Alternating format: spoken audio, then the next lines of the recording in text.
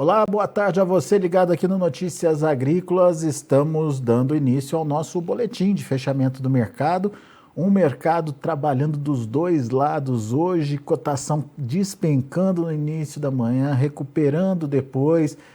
Enfim, um dia bastante tenso aí para as negociações. Acabou encerrando com alta, mas altas tímidas diante das possibilidades que existiram ao longo do dia. A gente vai conversar hoje com o Ginaldo de Souza, lá do Grupo Laboro, que já está aqui comigo. Seja bem-vindo, meu amigo. Obrigado mais uma vez por estar aqui com a gente. E eu já começo te perguntando o que está acontecendo com as commodities, em especial aí com a soja, Ginaldo, esse sobe e desce do mercado. É para deixar qualquer um doido, hein, Ginaldo? Boa tarde, Alex. Boa tarde, amigos dos Notícias Agrícolas. Muito obrigado por estarmos aqui juntos mais uma vez.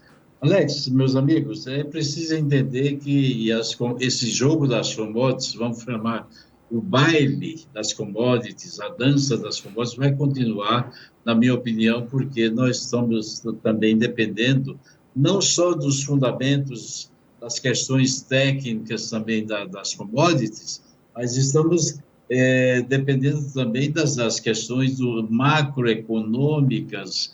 Quando você olha, por exemplo, os mercados financeiros, como foi o caso ontem, e já é a terceira vez em um mês, nós não vamos estar livres disso nos próximos 2 meses, mesmo porque a inflação mundial vai continuar em alta, e isso tem deixado o mercado, de uma certa forma, muito intranquilo.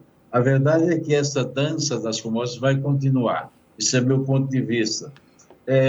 Ontem tivemos foi uma loucura realmente, tudo em cima das commodities. Depois veio o supply demand.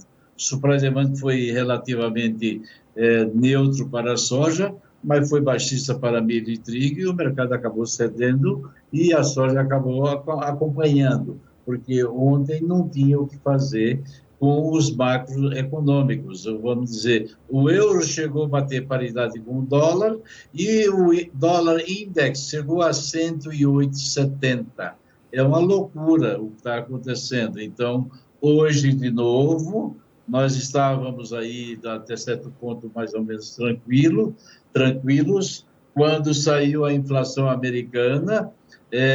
O que se esperava era 8,8, saiu 9,1, o que é considerado uma inflação não antes vista desde 1981, e então o mercado afundou, literalmente afundou, fez 20 e poucos de baixa, depois o mercado voltou e trabalhou com 30 de alta, depois recuou, trabalhou tranquilo, mais leve e acabou fechando, vamos dizer, com altas aí nos meses futuros de 4, 5 aí. Foi uma alta simples, uma alta leve, suave. Mas o que está acontecendo são os mercados financeiros, Alex. O mercado climático deveria estar, vamos dizer, predominando, e nesse momento quem está predominando são as informações do macroeconômico, ou seja, dos financeiros, bolsas caindo, dólar subindo. Então, muita gente tirando dinheiro e correndo para aplicar em letras do Tesouro Americano, porque já se fala, Alex, novamente, em aumento das taxas americanas, pulando de 0,50 para 0,75, está se falando de 0,75 para 1. Então, o mercado financeiro está agitado, está medroso e com razão. É isso que está acontecendo, meu caro. Muito bem. Agora, Ginaldo, nessa disputa do financeiro com o fundamento, o que deve prevalecer aí nos próximos dias, na sua opinião? O mercado se segura, tem fôlego para subir ou ainda está sujeito a derreter mais um pouquinho?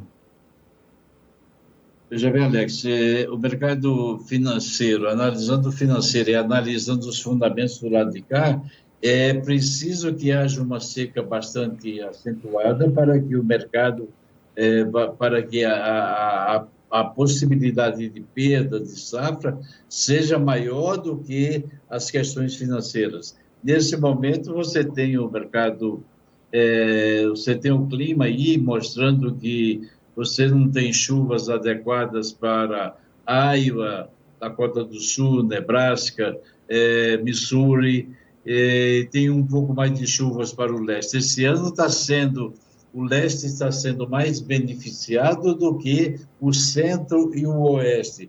O centro e o oeste é onde realmente está o problema. Hoje, por exemplo, um fundamento que até certo ponto ajudou no milho foi quando saiu a notícia de que 4 a 5 navios de milho teria sido comprado pela China. Então, essas questões, vamos dizer, fundamentais de demanda, porque a verdade é que nós estamos aí há mais de um mês que a China não vem no mercado, né, Alex?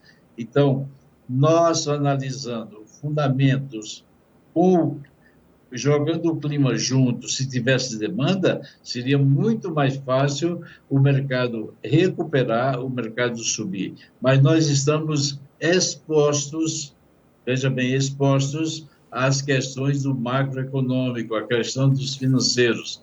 Nós vamos continuar passando por isso aí, essa dança das commodities, um dia para cima, outro dia para baixo, e ela vai continuar. E aí eu vejo que, em determinados momentos, nós só estamos perdendo, porque nós não estamos tendo condições de repor aquilo que caiu. É isso que eu vejo, Alex. Tá sempre ajustando para baixo, né, Ginaldo? Sempre Exatamente. Que tem uma queda, tem uma recuperação depois, mas nunca volta ao mesmo nível, né? E não está acontecendo a recuperação. Agora, Ginaldo, e essa demanda... Pode falar, desculpa. Pois não, Alex. Te interrompi. Desculpe. Pode falar, Alex. Não, eu ia perguntar dessa demanda chinesa, Ginaldo. O que a gente pode esperar dela? O que está acontecendo com a China, afinal de contas? O que você tem ouvido aí em relação à China? Veja bem, Alex. A semana passada, a China saiu aí, está protocolando um documento na Organização Mundial de Comércio contra o Brasil, pedindo que a soja brasileira tenha 13% de umidade, tenha um X mais elevado na questão da proteína e acima de 20% no óleo. Eu até comentei sobre isso e quero dizer o seguinte: a soja brasileira, de um modo geral, ela está superior aos 20% de óleo, está superior à proteína que eles estão exigindo, que é 37 e 38, e está, evidentemente, com 14%. Nós exportamos soja com 14% de umidade. Na minha opinião, se preciso for e houver, vamos dizer assim, uma forte batida por parte da China dizendo que o Brasil não tem que se adaptar às questões das necessidades do mercado, eu não vejo nenhum problema para o Brasil, porque eu vejo que a qualidade da nossa soja sempre foi superior à soja americana.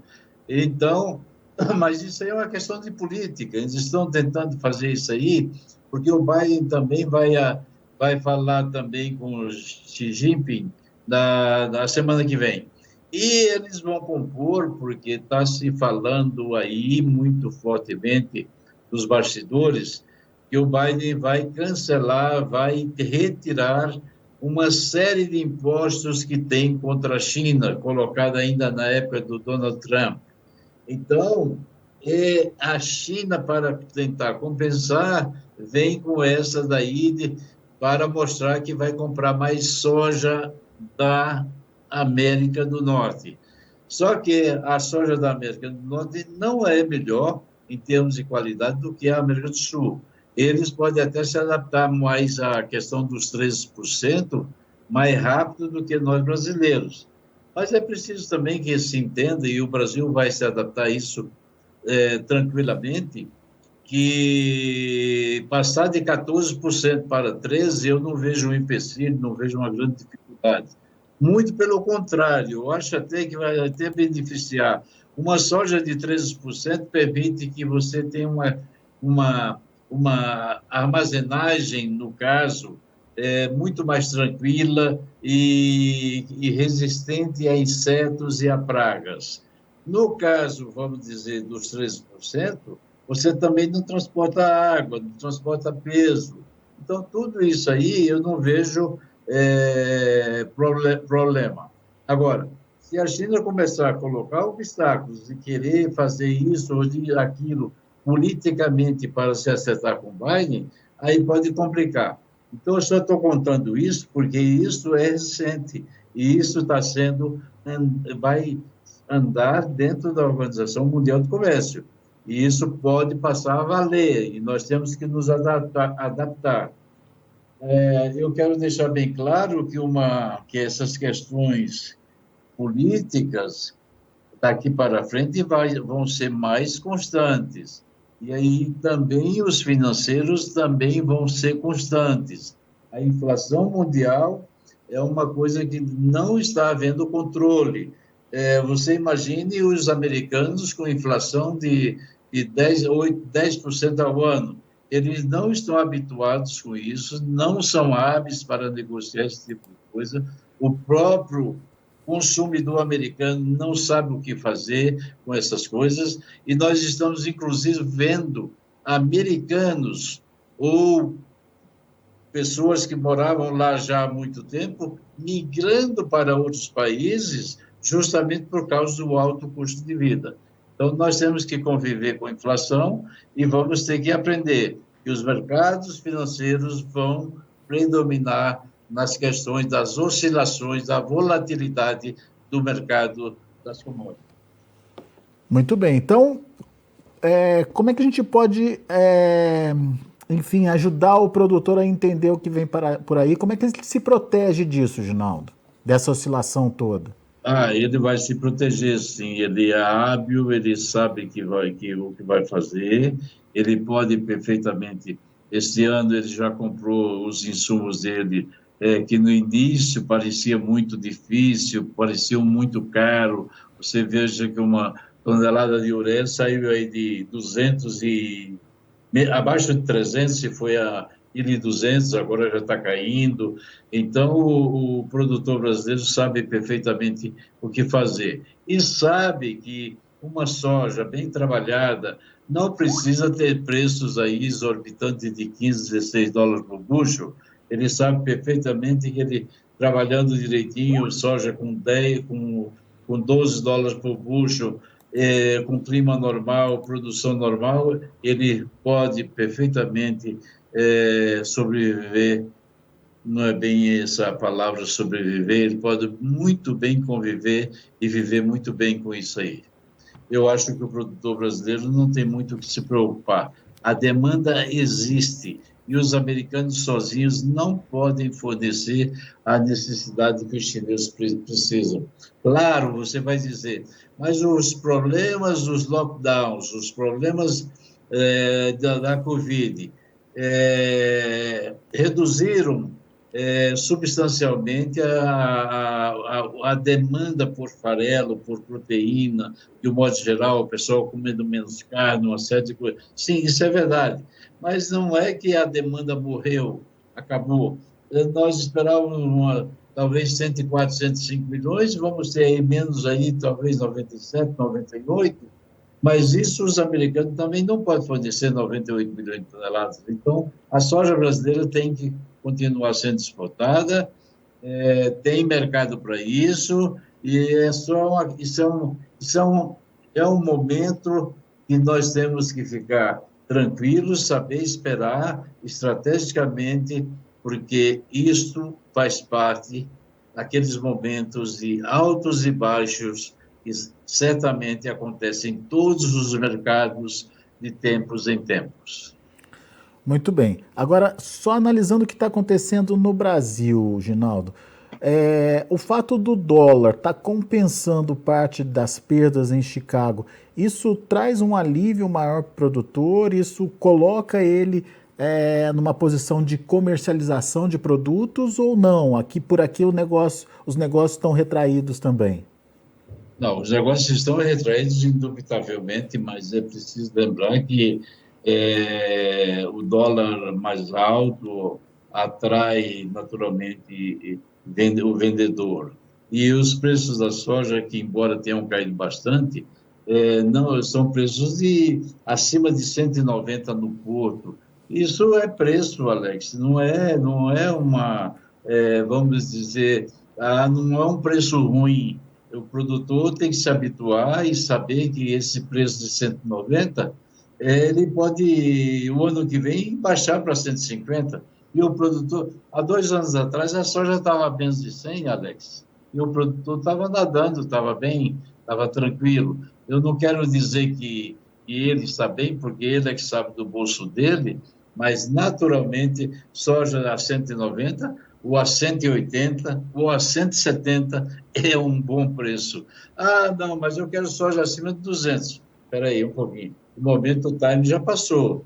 Se não houver problemas climáticos nos Estados Unidos, nós vamos, indiscutivelmente, ter preços bem mais baixos, porque o Brasil se prepara para plantar uma safra e colher uma safra de 150 milhões de toneladas. É só o tempo ajudar. E isso nós vamos ver, se o tempo ajudar, uma safra de 148 a 150 milhões de toneladas. E aí o que é que vamos fazer com essa safra? Tem que vender no mercado. E vender no mercado a quanto? Não é a 15, nem a 13, nem a 12, talvez a 11, né?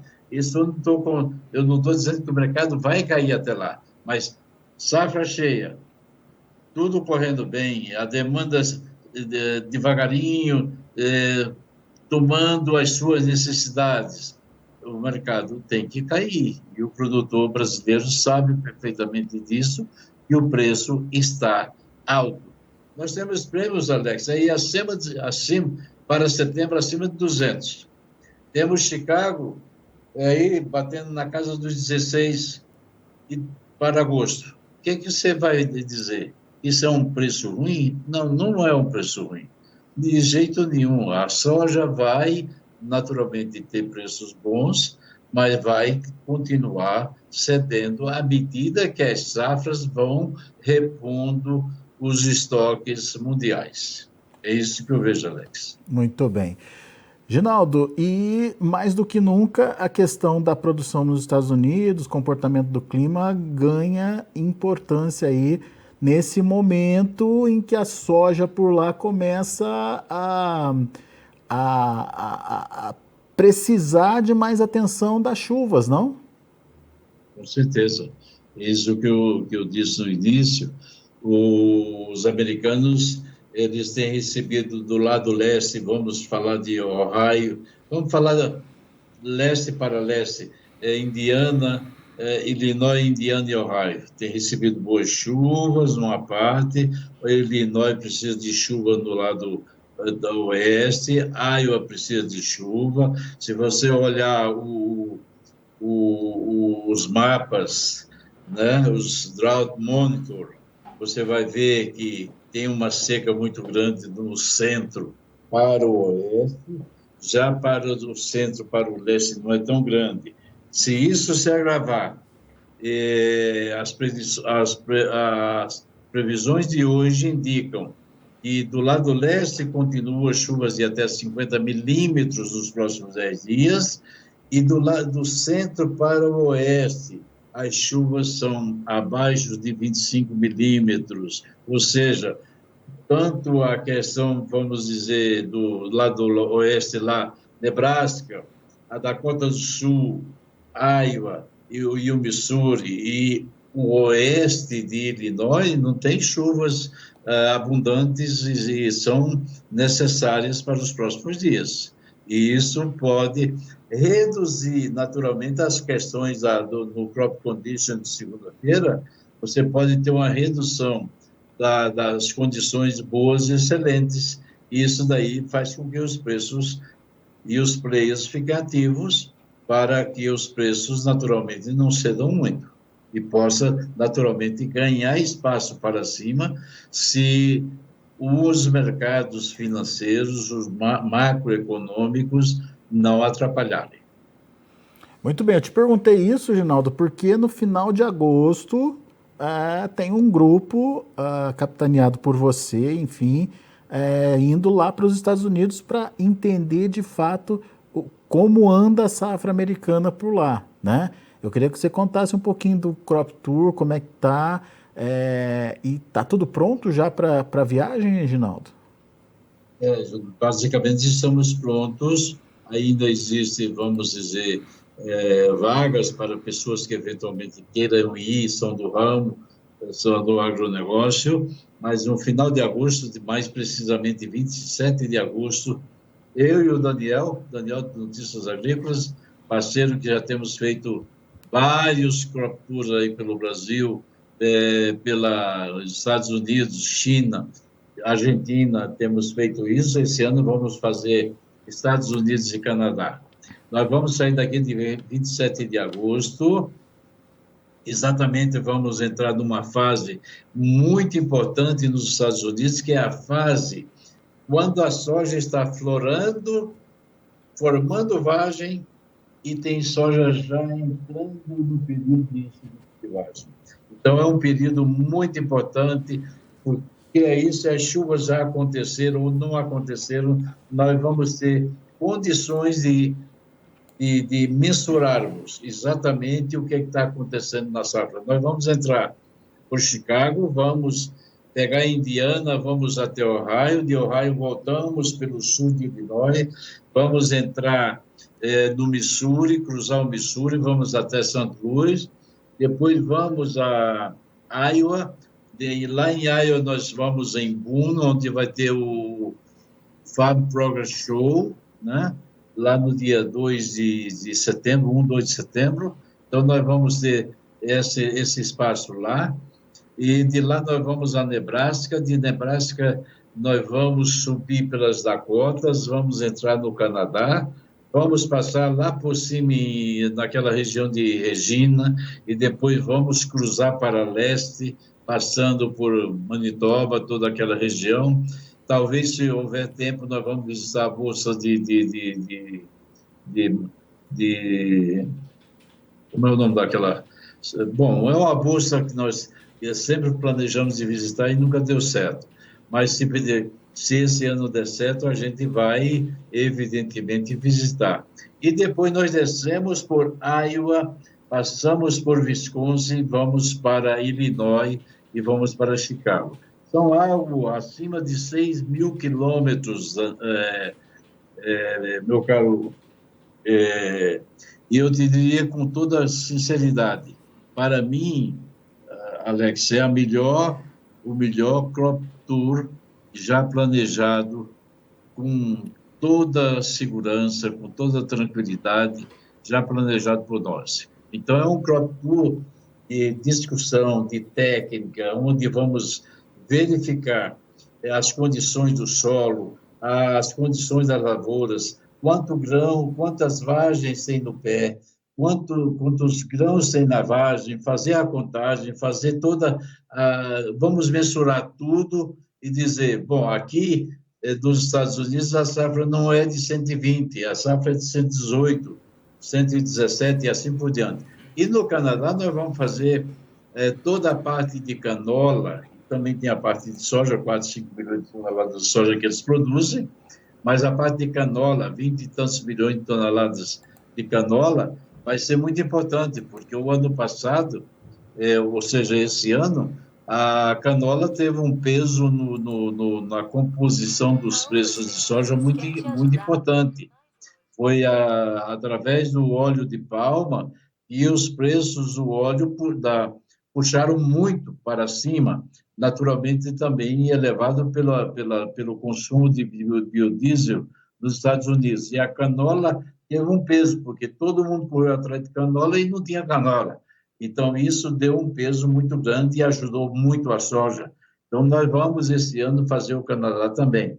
E eu tenho certeza que vai ser, sem dúvida, a melhor viagem, o melhor grupo, bem organizado e bem orientado por mim e pelo Daniel, que estará junto conosco nesse próprio tour.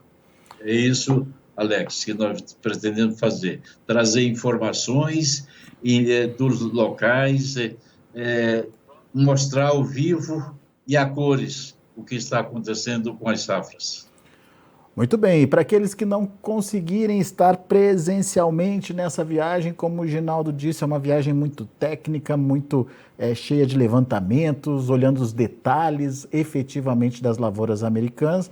Para aqueles que não puderem estar aqui no Notícias Agrícolas, todas as informações direto lá dos Estados Unidos, em tempo real, para vocês acompanharem o grupo capitaneado aí pelo Ginaldo de Souza.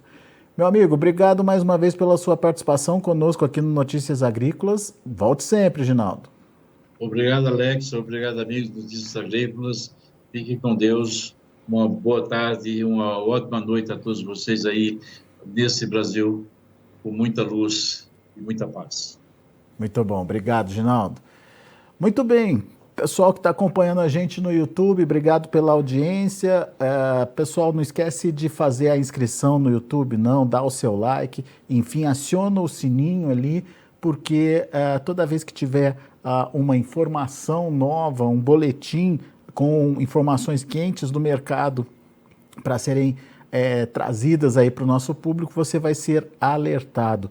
Isso é muito importante para você, que fica bem informado, e para a gente também, que nos dá aí uma audiência melhorada no YouTube também. Então, fica aí o convite para que você se inscreva no nosso canal no YouTube, nas redes sociais de uma forma geral, no Instagram, no LinkedIn, no Facebook. Notícias Agrícolas está em todas as redes sociais e você pode fazer parte do nosso grupo por lá também. Combinado? Bom, vamos às cotações, vamos ver como encerrar as negociações lá na Bolsa de Chicago. De olho na tela, olha aí o agosto fechando com alta de 16,5 pontos a 14 dólares e 84 centos por bushel. Setembro subiu menos, subiu quase 8 pontos a 13 dólares e 70 centos por bushel. Novembro também recuperando um pouquinho, 6,5 pontos. Negócios fechados a 13 dólares e 49 centos por bushel. E o janeiro, 13 dólares e 55 centos por bushel, alta de 6,5 pontos. Esse foi o dia da soja lá em Chicago.